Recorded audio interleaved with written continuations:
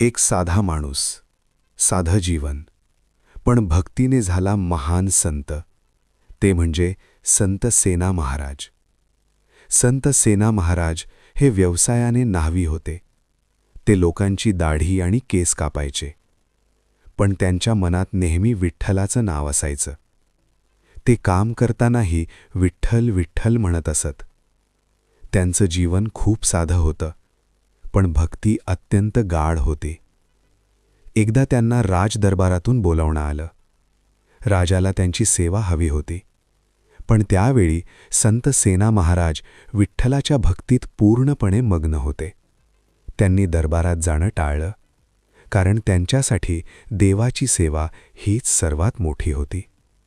राजदरबारात मात्र त्यांची वाट पाहिली जात होती.